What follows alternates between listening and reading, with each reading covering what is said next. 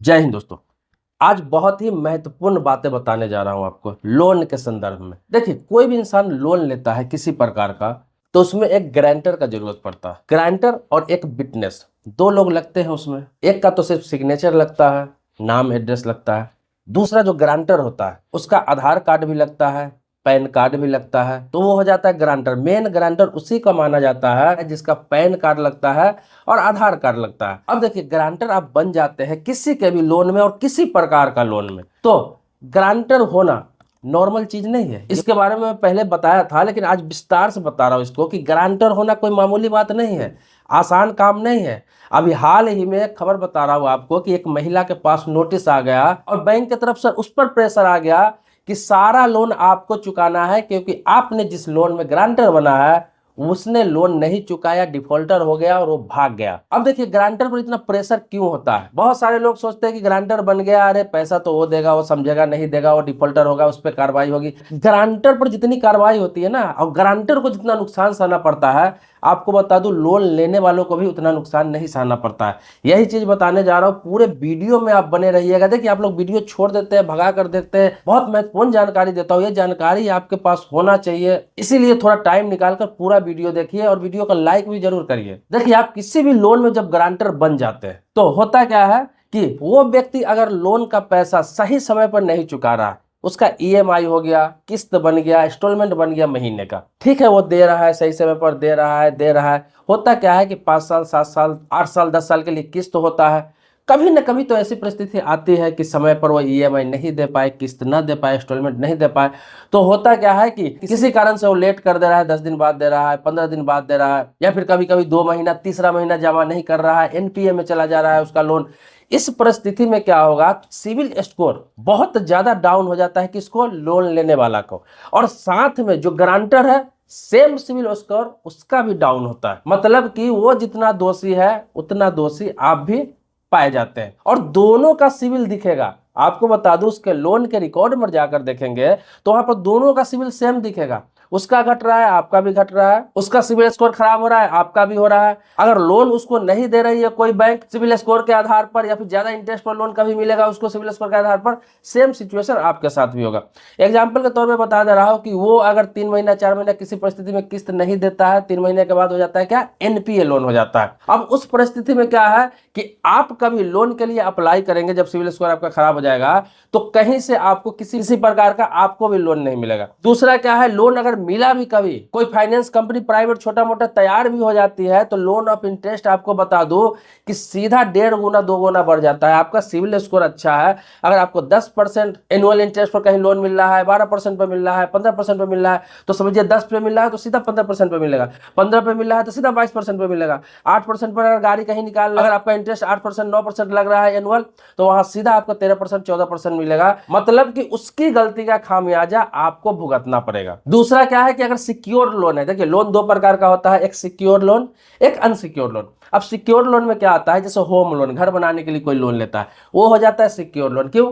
क्योंकि बैंक या finance company loan देता है तो उसमें प्रॉपर्टी का पेपर जमा कर लेता है। उससे क्या होता है कि वो व्यक्ति अगर लोन नहीं चुका पाया तो उस परिस्थिति में उसका घर ऑक्शन हो जाता है। बैंक घर ऑक्शन करने के लिए तैयार हो जाता है कानूनी रूप से, मतलब नीलाम कर देता है और अपना पैसा रिकवरी कर लेता है। दूसरा क्या है, गोल्ड लोन हुआ। गोल्ड लोन क्या होता है? सिक्योर लोन, क्योंकि सोना है बैंक के पास या फाइनेंस कंपनी के पास, अगर बंदा लोन नहीं चुकाता है तो सोना बेच के रिकवरी कर लेता है। लेकिन बहुत सारे लोन है, जैसे बिजनेस लोन हो गया, आपको बता दूं, पर्सनल लोन हो गया, ग्रुप लोन हो गया, इस तरह बहुत तरह तरह का लोन सब है, जिसमें गारंटेड बिजनेस का जरूरत तो पड़ता है लेकिन सिक्योर नहीं होता है, उसमें कुछ जमा करने की जरूरत नहीं पड़ती है। चाहे 50,000 का लोन हो, चाहे 50 लाख का लोन हो, चाहे 5 लाख का हो, आप किसी में गारंटर बनते हैं तो सेम ही स्थिति होगी आपको। तो अनसिक्योर्ड लोन में अगर वो बंदा नहीं चुकाता है, डिफॉल्टर हो जाता है, तो सिविल स्कोर तो डैमेज पूरा तरह से होगा ही, पूरा बर्बाद तो हो ही जाएगा। आपको जीवन में कभी लोन तो मिलेगा नहीं। डिफॉल्टर वो होगा तो डिफॉल्टर आप भी साबित होंगे।